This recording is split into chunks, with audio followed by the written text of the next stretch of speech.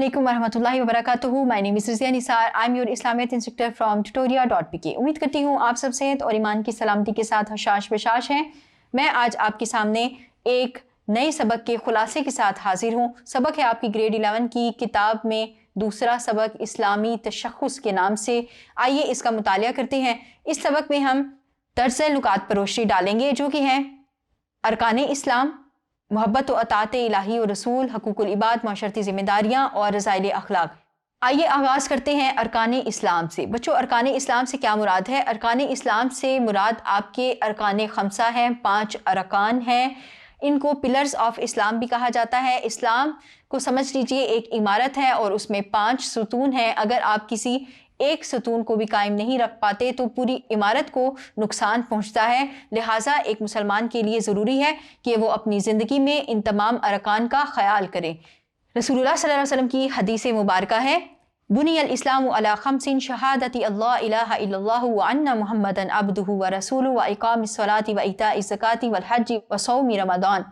इस्लाम की इमारत 5 सतूनों पर उठाई गई है। इस बात की शहादत कि अल्लाह के सिवा कोई माबूद नहीं और ये कि हज़रत मोहम्मद सल्लल्लाहु अलैहि वसल्लम अल्लाह के बंदे और उसके आखिरी रसूल हैं, और नमाज कायम करना और ज़कात देना और हज करना और रमज़ान के रोज़े रखना। तो बच्चों, इस हदीस मुबारका की रोशनी में हमारे सामने 5 अरकान आते हैं। कलमा शहादत, नमाज, रोज़ा, ज़कात और हज। ये इस्लाम के 5 बुनियादी अरकान हैं जिनका हर मुसलमान को ख्याल रखना और इसका एहतमाम करना ज़रूरी है। कलमा शहादत की बात की जाए तो ये कलमा शहादत इस्लाम का पहला सतून है और इसके 2 अरकान हैं, तौहीद का इकरार और ख़त्म नबूवत। जैसा कि कलमा शहादत जो है उसकी हम बच्चों को बचपन से ही तलकीन की जाती है, बचपन से ही सिखाया जाता है, और जब कोई शख्स दायरा इस्लाम में दाखिल होता है तो वो भी कलमा शहादत का ज़बान से इकरार करता है और दिल से इसकी तस्दीक करता है। जैसा कि वो कहता है, अशहदु अल्ला इलाहा इल्लल्लाहु वहदहु ला शरीका लहु व अशहदु अन्ना मुहम्मदन अब्दुहु व रसूलुहु। मैं गवाही देता हूँ कि अल्लाह के सिवा कोई माबूद नहीं, वो यकता है, उसका कोई शरीक नहीं, और मैं इस बात की भी गवाही देता हूँ कि मोहम्मद सल्लल्लाहु अलैहि वसल्लम उसके बंदे और उसके आखिरी रसूल हैं। तो बच्चों, इस शहादतैन की गवाही के साथ कोई शख्स मुसलमान हो सकता है। फिर इसका दिल से इकरार करना ज़रूरी है, ज़बान से इकरार और दिल से इसकी तस्दीक करनी ज़रूरी है। इसके ज़रिए इंसान कुफ्र और शिर्क से निजात पाता है। जब कोई शख्स अकीदा तौहीद का इकरार करता है, अकीदा ख़त्म नबूवत का इकरार करता है, तो वो एक मुसलमान हो जाता है और इसके ज़रिए उसको कुफ्र और शिर्क के फितने से निजात मिल जाती है। वो मुसलमान हो जाता है और अल्लाह की रहमत का मुस्तहिक ठहरता है। बच्चों, कलमा शहादत जो है वो हकीकी गवाही है। हम हकीकत में ज़बान से इस बात का इकरार करते हैं कि अल्लाह एक है, रसूलुल्लाह सल्लल्लाहु अलैहि वसल्लम अल्लाह ताला के आखिरी नबी और रसूल हैं, और इसके साथ साथ दिल की गवाही भी ज़रूरी है, दिल की तस्दीक भी ज़रूरी है। ऐसा नहीं कि कोई ज़बान से इकरार करे और दिल से गवाही ना दे। अगर कोई शख्स ज़बान से इकरार करेगा और दिल से अकीदा नहीं रखेगा तो वो मुनाफिक कहलाएगा। फिर एक नुक्ता यह है कि अकीदा तौहीद और अकीदा ख़त्म नबूवत इंसानी अज़मत का ज़ामिन अकीदा है। इस अकीदे के ज़रिए इंसान दुनिया और आखिरत में फलाह पाता है। इस अकीदे के ज़रिए इंसान की अज़मत में इजाफ़ा होता है। जो कोई इस अकीदे पर ईमान नहीं रखता तो वो डरपोक शख्स होता है, लेकिन जो कोई अकीदा तौहीद और रिसालत का मानने वाला होता है तो ये चीज़ उसके अज़मत में इजाफ़े का बाइस बनती है। अगले नुक्ते की तरफ बढ़ते हैं जो कि नमाज। बच्चों, हम जानते हैं कि नमाज की ताकीद कुरान मजीद में 700 से ज़ायद दफ़ा आई है। नमाज दीन इस्लाम का दूसरा बड़ा सतून है। रसूलुल्लाह सल्लल्लाहु अलैहि वसल्लम की हदीस मुबारका है कि जिसने नमाज को कायम किया उसने दीन को कायम किया, और जिसने नमाज को तर्क किया गोया उसने दीन की इमारत को ढा दिया। लिहाजा नमाज की अहमियत इंसान की, एक मुसलमान की ज़िंदगी में नागुज़ीर है। ये इस्लाम का दूसरा अहम रुकन है। अल्लाह ताला का कुरान मजीद में इरशाद है, वअक़ीमुस्सलाता वला तकूनु मिनल मुश्रिकीन। नमाज कायम रखो और शिर्क करने वालों में से ना हो जाओ। रसूलुल्लाह सल्लल्लाहु अलैहि वसल्लम की हदीस मुबारका है, रअसुल अम्रि अल इस्लामु व अमूदुहु अस्सलाह। दीन की असल बुनियाद अल्लाह और रसूलुल्लाह सल्लल्लाहु अलैहि वसल्लम के सामने सरे तस्लीम हम कर देना है, और इस इमारत का सतून नमाज है। नमाज की ताकीद की बात करें तो बच्चों, कुरान और सुन्नत दोनों में नमाज की ज़बरदस्त ताकीद की गई है। नमाज की अहमियत पर रोशनी डाली गई है। नमाज अदा करने वालों को सवाब का वादा किया गया है और नमाज अदा ना करने वालों के लिए अज़ाब व इक़ाब की खुशखबरी सुनाई गई है। अल्लाह ताला कुरान मजीद में अहले जहन्नुम के बारे में फरमाते हैं कि वो कहेंगे, क़ालू लम नकु मिनल मुसल्लीन। वो जवाब देंगे कि हम नमाज नहीं पढ़ते थे। रसूलुल्लाह सल्लल्लाहु अलैहि वसल्लम की हदीस मुबारका है मन तारक अस्सलात मुतअम्मिदन फ़क़द कफ़र, जिसने जानबूझकर नमाज छोड़ी उसने काफिराना रविश अख्तियार की। एक और हदीस मुबारका है, अव्वलु मा सुइला अनिस्सला, क़यामत के दिन सबसे पहले नमाज का हिसाब लिया जाएगा। और बच्चों, नमाज जो है वो अल्लाह ताला से गुफ्तगू का एक तरीका है कि बंदा चुपके चुपके अल्लाह ताला से बात करता है। इसके साथ साथ नमाज के बहुत सारे फ़वाइद हैं। नमाज के इनफरादी फ़वाइद भी हैं, इज्तिमाई फ़वाइद भी हैं, दीनी फ़वाइद भी हैं और दुनियावी फ़वाइद भी हैं। और वो इस तरह से है कि नमाज हमें वक्त की पाबंदी भी सिखाती है। नमाज पढ़ने से, चूँकि ये दीन का फ़रीज़ा है, जब हम उसकी तकमील करते हैं तो हम अल्लाह ताला का कुर्ब हासिल करते हैं, अल्लाह ताला के करीब आ जाते हैं। इज्तिमाई फ़ायदे ये हासिल होते हैं कि जब हम मसाजिद में जाकर नमाज अदा करते हैं तो हम अपने अतराफ़ की ख़बर रखते हैं, हम अपने अड़ोस पड़ोस की खबर रखते हैं, हमारे दरमियान मुसावात का जज्बा पैदा होता है, हम अपने आस पास के लोगों में शराकत करते हैं, यानी उनके साथ मिलते जुलते हैं। तो ये तमाम बातें इंसान के फ़ायदे की हैं। बच्चों, आज हमारी नमाज़ें बेरूह हो चुकी हैं क्योंकि हम नमाज के असल मकसद से नावाकिफ़ हैं।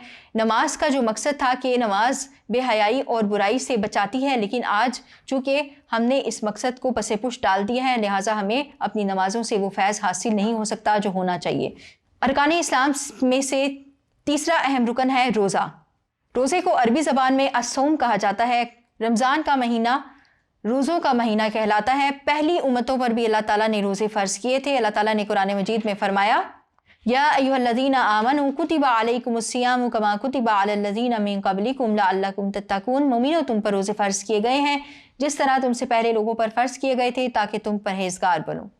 इस आयत की रोशनी में रोज़े का सबसे अहम मकसद है तकवा का हसूल। तकवा क्या होता है? तकवा होता है कि इंसान अल्लाह से डरे, नेक काम करे, बुरे कामों से अपने नफ्स को बचाए रखे, और इसके साथ साथ रोज़े रखने से ज़ब्त नफ्स हासिल होता है। ज़ब्त नफ्स क्या होता है कि इंसान खाने पीने से और दीगर चीज़ों से रुका रहता है, तो उसकी ये जो कैफियत होती हैं उसको ज़ब्त नफ्स का दर्स सिखाती हैं। रसूलुल्लाह सल्लल्लाहु अलैहि वसल्लम की रोज़े से मुतालिक चंद अहादीस कुछ यूँ हैं, ईमान और एहतसाब के साथ रखे गए रोज़ों से पिछले तमाम गुनाह मुआफ़ हो जाते हैं। तो ये रोज़े की फजीलत है। और आप सल्लल्लाहु अलैहि वसल्लम ने फरमाया, बहुत से रोज़ेदार ऐसे हैं कि जिनको अपने रोज़ों से भूख और प्यास की अजियत के सिवा कुछ भी हासिल नहीं होता। एक और हदीस मुबारका है, अगर कोई शख्स रोज़ा रख कर भी झूठ और गलत कार्यों से नहीं बचता तो उसका खाना पीना छुड़ाने से अल्लाह को कोई दिलचस्पी नहीं। तो बच्चों, अगर रोज़ा रख कर किसी को ज़ब्त नफ्स हासिल नहीं हो रहा तो उसका रोज़ा उसको कोई भी फ़ायदा नहीं देगा।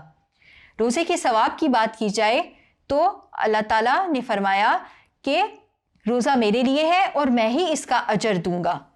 फिर बच्चों, रोज़े के बहुत सारे इनफरादी फ़वाइद भी हैं और इज्तिमाई फ़वाइद भी हैं। एक तो ये कि रोज़ा इंसान को वक्त की पाबंदी सिखाता है। आप सुबह से लेकर शाम तक रोज़ा रखते हैं, फिर रमज़ान के मखसूस महीने में रखते हैं। इसके साथ साथ आपको अल्लाह ताला का कुर्ब हासिल होता है, बहुत से सवाब हासिल होते हैं, गुनाह झड़ते हैं और अल्लाह ताला का कुर्ब और उसकी रहमतें और उसकी बरकतें हासिल हो जाती हैं। इज्तिमाई फ़वाइद में यह है कि इंसान को हमदर्दी का जज्बा होता है, लोगों की भूख का भी एहसास हो जाता है और पूरा साल रोज़े रखने से उसकी सेहत भी अच्छी रहती है। फिर रमज़ानुल मुबारक नुज़ूल कुरान का महीना है, लिहाजा रमज़ानुल मुबारक में हमें कुरान मजीद के असबाब को याद करने की ज़रूरत है कि अल्लाह ताला ने कुरान मजीद इंसान की हदायत के लिए नाजिल किया। लिहाजा रमज़ानुल मुबारक में आपके लिए इस बात का एक यादगार और याद दहानी होती है कि आपने कुरान मजीद का मुतालिया करना है, उसको अपनी ज़िंदगियों में शामिल करना है, अपनी ज़िंदगियाँ कुरान मजीद के मुताबिक ढालनी हैं। फिर रमज़ान और पाकिस्तान का आपस में एक ताल्लुक़ है कि पाकिस्तान भी रमज़ानुल मुबारक के महीने में वजूद में आया था, लिहाजा हमने इस बात की भी याद दहानी रखनी है कि पाकिस्तान के जो कवानीन हैं वो इस्लामी असूलों पर कायम किए जा सकें। रोज़े के समरात और फ़वाइद से फ़ायदा उठाने के लिए ज़रूरी है कि हमें रोज़े के मकासिद का इल्म हो। हमारा रोज़ा हमें तकवा और ज़ब्त नफ्स सिखाए, और रोज़े के फ़वाइद तभी हासिल होंगे कि जब हम खुलूस नियत के साथ, ईमान और एहतसाब के साथ रोज़े रखें। अगला अहम रुकन हमारे पास है ज़कात। ज़कात क्या है? ज़कात अरबी ज़बान का लफ्ज़ है और इससे मुराद होता है पाक करना, नशोनुमा पाना। यानी इससे क्या होता है कि हमारा माल पाक हो जाता है, हमारा दिल माल की मोहब्बत से पाक हो जाता है और इसके नतीजे में हम नेकी में आगे बढ़ते हैं। ज़कात एक इबादत है जो कि माली इबादत कहलाती है और इससे मुराद ये है कि माल की उस मिक़दार को ज़कात कहते हैं जो ख़ास वक्त में ख़ास लोगों के लिए ख़ास लोग निकालते हैं। अब ख़ास लोगों से मुराद साहिब नसाब है, ख़ास वक्त 1 साल की मुद्दत है और ख़ास लोग मसारिफ हैं। तो बच्चों, ज़कात ये है कि हर साहिब नसाब पर साल में एक दफ़ा उसके माल के कुल हिस्से पर 2.5% کے حساب سے زکوٰۃ فرض ہے، جو کہ خاص مصارف میں تقسیم کی جاتی ہے۔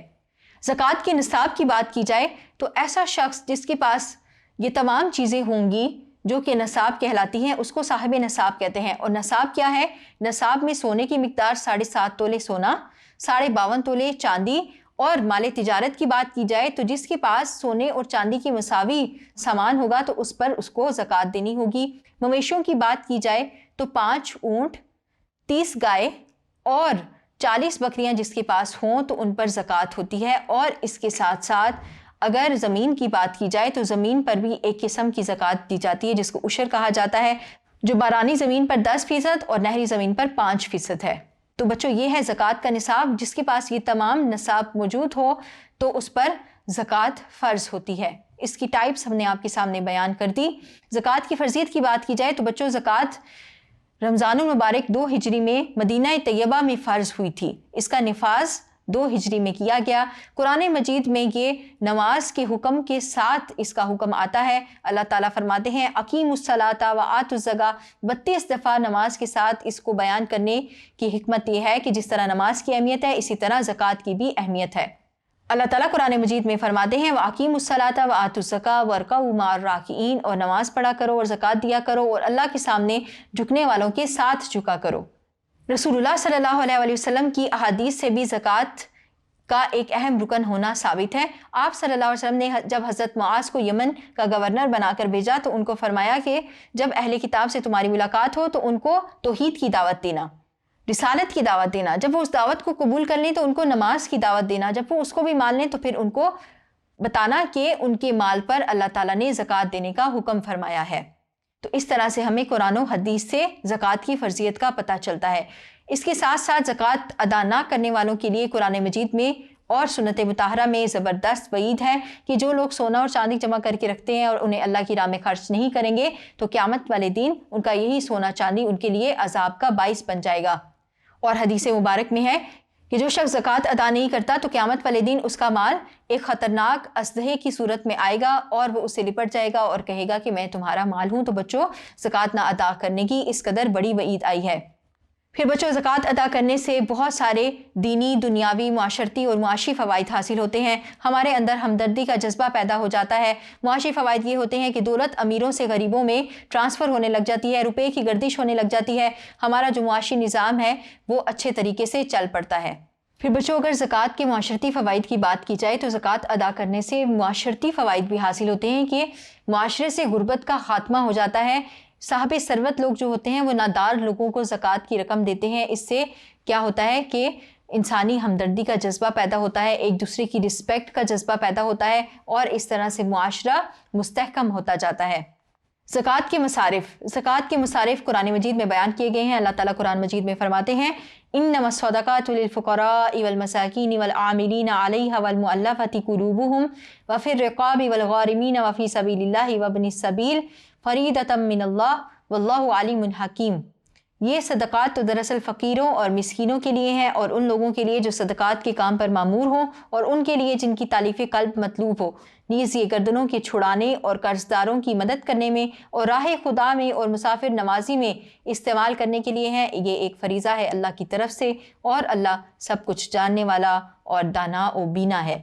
تو بچوں اس آیت کی روشنی میں ہمارے سامنے 8 مصارف بیان کیے گئے ہیں کہ تنگ دستوں کی اعانت کرنی ہے، جن کے پاس بنیادی ضروریات نہ ہو ان کی مدد کرنی ہے، زکوٰۃ کی وصولی کے محکمے میں تعینات لوگوں کو ان کی تنخواہیں دینی ہے، اسی طرح مسلم لوگوں کی تالیف قلب، غلاموں کو آزاد کرانے کے لیے، لوگوں کے قرضوں کی ادائیگی کے سلسلے میں، جہاد فی سبیل اللہ اور تبلیغ دین میں، اور مسافر جو حالت سفر میں مالک نصاب نہ ہوں تو ان کی مدد زکوٰۃ کے پیسوں سے کی جاتی ہے۔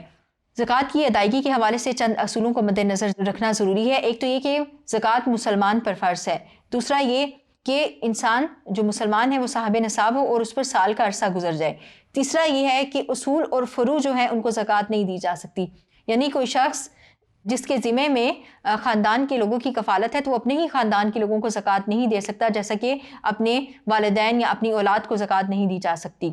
اور اس کے ساتھ جو آپ کے قریبی رشتہ دار ہوتے ہیں ان کو زکوٰۃ دیتے ہوئے ان کو ترجیح دینی چاہیے۔ اور اس کے ساتھ ساتھ یہ کہ اگر ایک بستی میں نادار لوگ نہ ہو تو دوسری بستی میں زکوٰۃ دے دی جائے۔ اس کے علاوہ زکوٰۃ کمیٹی کے لوگوں کو مختص کر لینا چاہیے کہ وہ زکوٰۃ اکٹھی کریں اور ناداروں میں اس زکوٰۃ کو تقسیم کریں۔ اور زکوٰۃ کے دینے کے لیے ضروری ہے کہ یہ تسلی کر لی جائے کہ زکوٰۃ لینے والا مستحق زکوٰۃ بھی ہو۔ اگلا اور 5واں رکن اسلام ہے حج۔ حج کیا ہے؟ حج کا مطلب ہوتا ہے قصد کرنا، ارادہ کرنا، زیارت کرنا۔ تو حاجی جو ہے وہ حرم پاک کا قصد کرتا ہے، حج کا ارادہ کرتا ہے، لہٰذا اسے حاجی کہا جاتا ہے۔ اللہ تعالیٰ قرآن مجید میں فرماتے ہیں وَلِلَّهِ عَلَى النَّاسِ حِجُّ الْبَيْتِ مَنِ اسْتَطَاعَ إِلَيْهِ سَبِيلًا وَمَنْ كَفَرَ فَإِنَّ اللَّهَ غَنِيٌّ عَنِ الْعَالَمِينَ۔ اور لوگوں پر اللہ کا حق یعنی فرض ہے کہ جو اس گھر تک جانے کا مقدور رکھے وہ اس کا حج کرے، اور جو اس حکم کی تعمیل نہ کرے گا تو اللہ بھی اہل عالم سے بے نیاز ہے۔ تو بچوں، اس آیت مبارکہ کی روح سے ہم نے یہ جانا کہ مسلمان پر اللہ تعالیٰ کا یہ حق ہے کہ جو بھی صاحب استطاعت ہو وہ اللہ کے گھر کا حج کرے۔ حج کرنے کا فائدہ خود انسان کی اپنی ذات کو پہنچتا ہے۔ حدیث مبارکہ ہے جو کوئی اللہ تعالیٰ کے حکم کی تعمیل میں حج کرتا ہے اور دوران حج فسق و فجور سے باز رہتا ہے تو وہ گناہوں سے اس طرح پاک ہو کر لوٹتا ہے کہ گویا ابھی ماں کے پیٹ سے پیدا ہوا ہو۔ رسول اللہ صلی اللہ علیہ وسلم کی ایک حدیث مبارکہ ہے کہ اگر کوئی شخص صاحب استطاعت ہو اور اس کی کوئی ضرورت بھی نہ ہو، کوئی مجبوری بھی نہ ہو، اس کے باوجود وہ حج نہ کرے تو چاہے وہ مسلمان مرے، یہودی مرے یا عیسائی مرے، اللہ تعالیٰ کو اس بات کی کوئی پرواہ نہیں۔ حج ایک جامع عبادت کا نام ہے اور حج تمام عبادات کی روح ہے۔ حج کرتے ہوئے انسان جو ہے نماز قائم کرتا ہے، اللہ کا قرب حاصل کرتا ہے، مال کے ذریعے حج کا ارادہ کرتا ہے، حج کرنے کے لیے جاتا ہے تو اس کی عبادت زکوٰۃ کی طرح ہے۔ پھر حج کے لیے جو وہ کوششیں کرتا ہے، سفر کی سعودتیں برداشت کرتا ہے تو وہ جہاد سے مترادف ہے۔ اس کے ساتھ ساتھ رسول اللہ صلی اللہ علیہ وسلم کی مبارک حدیث ہے کہ سب سے افضل جہاد حج مبرور ہے۔ پھر حج کے ساتھ زائرین خانہ کعبہ کی کیفیات کو ملاحظہ کیا جائے تو حج کا ایک ایک رکن انسان کو اس کے اللہ سے کیے ہوئے وعدے کی یاد دلاتا ہے، اس کو انبیاء کرام کی یاد دلاتا ہے، رسول اللہ صلی اللہ علیہ وسلم کی یاد دلاتا ہے، آپ صلی اللہ علیہ وسلم کی قربانیوں کی یاد دلاتا ہے، حضرت ابراہیم علیہ السلام، حضرت ہاجرہ علیہ السلام، رسول اللہ صلی اللہ علیہ وسلم، اور اس کے ساتھ ساتھ خانہ کعبہ کا طواف اللہ تعالیٰ کی قربت کا ذریعہ بنتا ہے، اور قربانی کرنے سے اس کو اپنے نفس پر جبر کرنے کی عادت کرنا اس کے اوصاف میں شامل ہو جاتا ہے۔ تو حج کرنے کے بہت سارے فضائل انسان کو حاصل ہوتے ہیں اور انسان اس بات کا حامل ہوتا ہے، اس کو اس بات کا درس مل جاتا ہے، اس بات کی اس کو سمجھ آ جاتی ہے کہ اس کی تمام عبادات اللہ رب العزت کے لیے ہیں۔ اللہ تعالیٰ نے قرآن مجید میں فرمایا قُلْ إِنَّ صَلَاتِي وَنُسُكِي وَمَحْيَايَ وَمَمَاتِي لِلَّهِ رَبِّ الْعَالَمِينَ لَا شَرِيكَ لَهُ وَبِذَلِكَ أُمِرْتُ وَأَنَا أَوَّلُ الْمُسْلِمِينَ۔ یہ بھی کہہ دو کہ میری نماز اور میری عبادات اور میرا جینا اور میرا مرنا سب اللہ رب العالمین کے لیے ہے، جس کا کوئی شریک نہیں، اور مجھ کو اسی بات کا حکم ملا ہے اور میں سب سے اول فرما بردار ہوں۔ حج کے فوائد کی بات کی جائے تو تمام عبادات کی طرح حج کے دینی فوائد بھی ہیں، انفرادی فوائد بھی ہیں، اجتماعی فوائد بھی ہیں، پھر معاشرتی اور معاشی نقطے سے بھی انسان کو فوائد حاصل ہوتے ہیں۔ حج کرنے سے انسان گناہوں سے پاک ہو جاتا ہے، وہاں پر تجارت بھی کی جا سکتی ہے، اور معاشرتی اعتبار سے یہ کہ مساواتی انسانی بھی قائم ہوتا ہے، انسانی ہمدردی کا جذبہ بھی پیدا ہو جاتا ہے۔ حج مقبول، انسان کا حج تبھی مقبول ہوگا کہ جب وہ اس کی تمام روح کے ساتھ، خالص نیت کے ساتھ اور ایمان و احتساب کے ساتھ اللہ رب العزت کے گھر کا تمام مناسک کو پورا کرتے ہوئے حج کرے گا۔ ارکان اسلام میں ایک اور نقطہ جس کو چھٹا رکن آپ کہہ سکتے ہیں وہ ہے جہاد۔ جہاد کا جو لفظ ہے وہ ہے جیم ہا دال سے مشتق، اور اس سے مراد ہے کوشش کرنا، محنت کرنا، مشقت کرنا۔ جہاد سے مراد یہ ہے کہ مطلوبہ مقصد کو حاصل کرنے کے لیے بقدر استطاعت کوشش کرنا جہاد کہلاتا ہے۔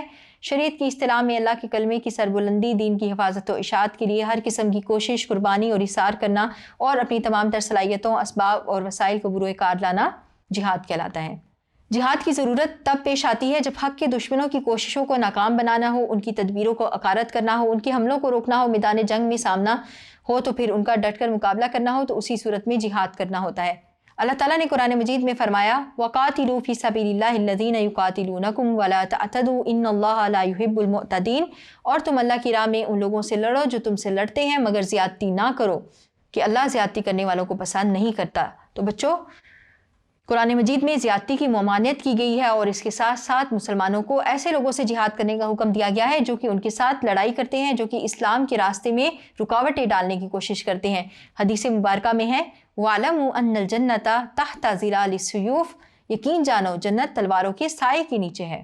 جہاد کی اقسام کی بات کی جائے تو جہاد کی بہت ساری اقسام ہیں۔ پہلی قسم ہے جہاد بن نفس یا جہاد اکبر۔ جہاد بن نفس یہ ہے کہ اپنی خواہشات نفس کے خلاف جہاد کرنا، اللہ کی اطاعت پر مصر رہنا، اللہ تعالیٰ کی اطاعت کرتے رہنا اور برائیوں سے بچتے رہنا۔ ایک جہاد ہے جہاد بالشیطان، یعنی آپ نے جب اپنے نفس کے ساتھ جہاد کر لیا تو اس کے ساتھ معاشرے میں بہت ساری ایسی طاقتیں اور قوتیں ہوتی ہیں جو کہ خدائی کا دعویٰ کر رہی ہوتی ہیں، تو آپ نے ان شیطانی قوتوں کے خلاف جہاد کرنا ہوتا ہے۔ ایسا جہاد آپ قلم کے ذریعے بھی کر سکتے ہیں، اپنی زبان کے ذریعے بھی کر سکتے ہیں، اور ضرورت پڑنے پر پھر آپ تلوار کے ذریعے بھی کر سکتے ہیں، لیکن پسندیدہ یہ ہے کہ ان سے اچھے طریقے سے بحث و مباحثہ کے ذریعے بات چیت کی جائے، جیسا کہ اللہ تعالیٰ نے فرمایا وَجَادِلْهُمْ بِالَّتِي هِيَ أَحْسَنُ، اور لوگوں سے مباحثہ کرو ایسے طریقے پر جو بہترین ہو۔ رسول اللہ صلی اللہ علیہ وسلم کی حدیث مبارکہ ہے جس میں جہاد کا ہی کچھ لیولز بتائے گئے ہیں۔ آپ صلی اللہ علیہ وسلم نے فرمایا جب تم میں سے کوئی برائی دیکھے تو اسے ہاتھ سے رکھے، اگر استطاعت نہ رکھے تو زبان سے رکھے، اور اگر اس کی بھی استطاعت نہ رکھتا ہو تو دل میں اسے برا جانے، اور یہ کمزور ایمان کی نشانی ہے۔ ایک جہاد ہے جہاد بالسیف۔ تو بچوں جب ہم جہاد کی بات کرتے ہیں، جب جہاد کی ٹرم استعمال کی جاتی ہے تو اس سے جہاد بالسیف ہی مراد ہوتا ہے، اور جو باقی اقسام ہیں وہ دیگر مواقع پر کی جاتی ہیں، یعنی جہاد بالنفس یہ ہے کہ جو ہر روز ہر انسان اس سے لڑ رہا ہے۔ جہاد بالعلم، جہاد باللسان بھی روزمرہ کی بنیادوں پر کیا جا سکتا ہے، ہر انسان وہ کر سکتا ہے، لیکن جہاد بالسیف وہ ہے کہ جو کہ حکومت وقت اور تمام اسلامی ممالک جو ہیں اس کی ضرورت کا فیصلہ کرتی ہیں۔ پھر جہاد بالسیف کی دو قسمیں ہیں، اور وہ ہیں مدافعانہ جہاد اور مصلحانہ جہاد۔ مدافعانہ جہاد کیا ہے کہ کوئی قوم جو ہے وہ آپ پر اٹیک کرنے کی کوشش کرے تو آپ نے اس وقت اپنا دفاع کرنا ہوتا ہے، یہ مدافعانہ جہاد کہلاتا ہے۔ اس کے ساتھ ساتھ اگر مسلمان کسی جگہ پر مغلوب ہوں تو ان کی مدد کرنا بھی مدافعانہ جہاد میں آتا ہے۔ اگلی قسم ہے مصلحانہ جہاد۔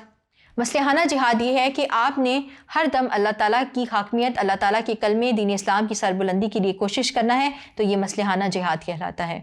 ایک قسم جہاد بالمال بھی ہے۔ جہاد بالمال یہ ہے کہ انسان نے جہاد کے راستے میں اپنے مال کو خرچ کرنا ہے، اپنے مال کے ذریعے جہاد کرنے کی کوشش کرنی ہے، پھر چاہے وہ جہاد بالعلم ہو یا جہاد بالسیف ہو، تو اس کے سلسلے میں انسان نے اپنے مال کو خرچ کرنا ہے، جیسا کہ قرآن مجید کی آیت میں بھی اللہ تعالیٰ نے فرمایا گیا ہے کہ جہاد کی تیاری کرو، اس کے لیے گھوڑے اور جتنے بھی مال اسباب تیار کیے جا سکتے ہیں جو وقت کی ضرورت ہو اس کے مطابق جہاد کی تیاری کی جائے، تو یہ جہاد بالمال کہلاتا ہے۔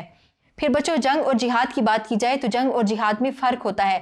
جنگ کے کچھ اور مقاصد ہوتے ہیں، جہاد کے کچھ اور مقاصد ہوتے ہیں۔ پھر اگر آپ اسلامی جہاد کے اصولوں کو پڑھیں تو آپ کو پتہ چلے گا کہ اکثر جو جہاد کیا گیا ہے وہ مدافعانہ جہاد تھا۔ جب کسی کو تنگ کیا جاتا ہے تو ہر ایکشن کا ری ایکشن ہوتا ہے، تو جہاد اس سلسلے میں ہوتا ہے، جبکہ جو جنگ ہوتی ہے، جو دوسرے ممالک کسی پر مسلط ہونے کی کوشش کرتے ہیں تو ان کے عزائم مختلف ہوتے ہیں، وہ قتل و غارت کرتے ہیں، فساد کرتے ہیں، جبکہ اسلام بالکل ان باتوں کا درس نہیں دیتا۔ اسلام تلوار سے نہیں اخلاق سے پھیلا ہے، لہٰذا آپ کو جنگ اور جہاد میں فرق معلوم ہونا چاہیے۔ جہاد کے فضائل کی بات کی جائے تو جہاد کی فضیلت قرآن مجید میں بھی آئی ہے اور احادیث مبارکہ میں بھی۔ قرآن مجید میں اللہ تعالیٰ فرماتے ہیں ان اللہ یحب الذین یقاتلون فی سبیلہ صفا کانہم بنیان مرصوص، اللہ محبت کرتا ہے ان لوگوں سے جو لڑتے ہیں اس کی راہ میں قطار باندھ کر، گویا وہ دیوار ہیں سیسا پلائی ہوئی۔ اسی طرح رسول اللہ صلی اللہ علیہ وسلم کی حدیث ہے کہ قسم ہے اللہ کی جس کی مٹھی میں محمد کی جان ہے، اللہ کی راہ میں جہاد کرنے کے لیے ایک صبح یا ایک شام کا سفر دنیا و ما فیہا کی نعمتوں سے بڑھ کر ہے، اور اللہ کی راہ میں دشمن کے مقابل آ کر ٹھہرے رہنے کا ثواب گھر میں 70 نمازوں سے زیادہ ہے۔ تو یہ تھا بچوں ارکان اسلام کا موضوع۔ اگلا موضوع ہمارا ہے اللہ تعالیٰ اور رسول اللہ صلی اللہ علیہ وسلم کی محبت و اطاعت۔